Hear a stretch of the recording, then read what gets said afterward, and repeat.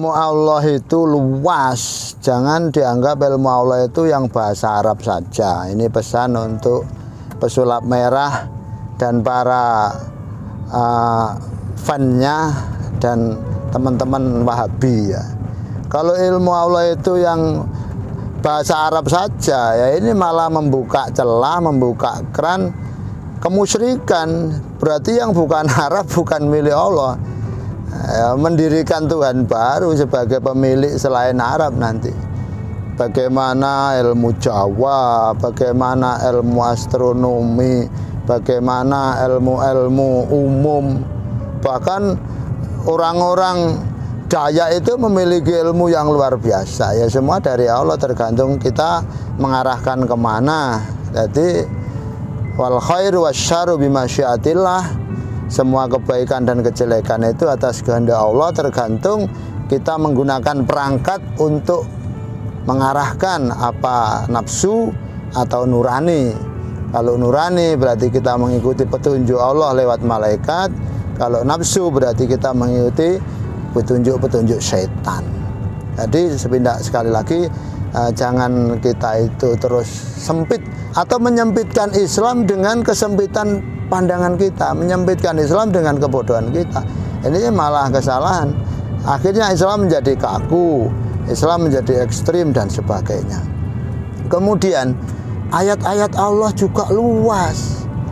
Jangan hanya dikatakan ayat-ayat Allah itu yang tersurat dalam Al-Quran. Itu namanya ayat Allah kauliyah. Perlu ditahu. Ayat Allah itu ada ayat kauliyah dan ayat kauniyah. Ayat kauliyah itu meliputi ayat-ayat yang dalam Al-Quran yang dibaca oleh orang-orang Islam. Kalau ayat kauniyah itu semua makhluk Allah, manusia dan yang lain, itu juga terkena khitab ayat kauniyah. Orang ateis kadang bisa Islam dengan ayat kauniyah, dan orang Islam kadang keluar dari Islam ketika masuk dengan ayat kauniyah. Satu contoh, orang Islam menyeberangi lautan dengan tanpa menggunakan perahu, menyeberangi lautan dengan berenang, ya tenggelam. Karena kauniyah alam, naturalnya alam, ya tenggelam. Orang ateis itu menyeberangi lautan dengan perahu, dengan kapal, yaitu malah ketika itu dia muslim karena menggunakan ayat Allah yang kauniyah. Jadi apa sih ayat itu? Ayat itu tanda yang bisa menunjukkan kebesaran Allah, tanda yang bisa menunjukkan ketauhidan Allah. Jadi adanya jimat itu juga ayat kauniyah Allah. Malah dengan adanya jimat kita bisa menemukan ketauhidan kebesaran Allah. Tidak semuanya jimat itu musyrik. Kita tahu Nabi Musa punya jimat, tongkat Nabi Musa. Nabi Sulaiman punya jimat, namanya Khotam Sulaimaniyah.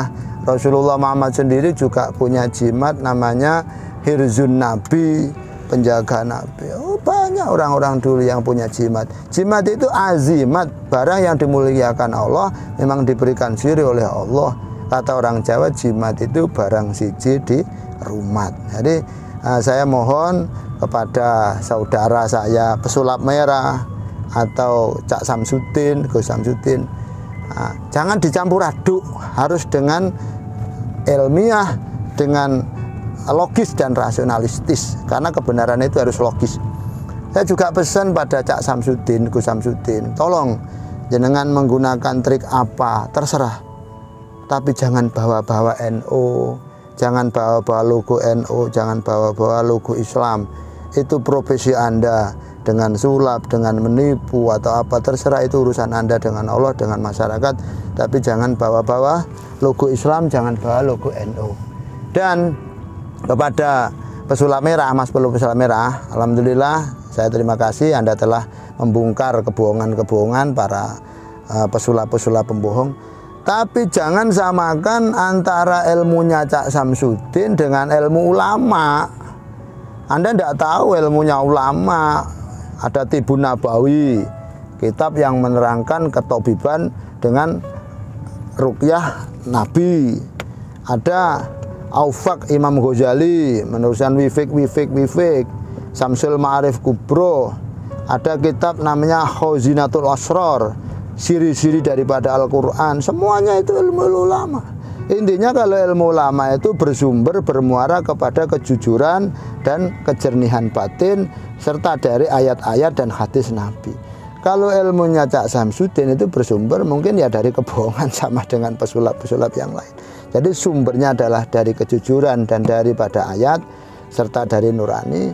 Kalau ilmunya Cak Samsudin ya mungkin dari kesombongan dan dari ketidakjujuran, dari kebohongan. Jadi beberapa macam ini mudah-mudahan bisa menjadi sedikit wawasan khususnya pada saya dan pemirsa dimanapun berada.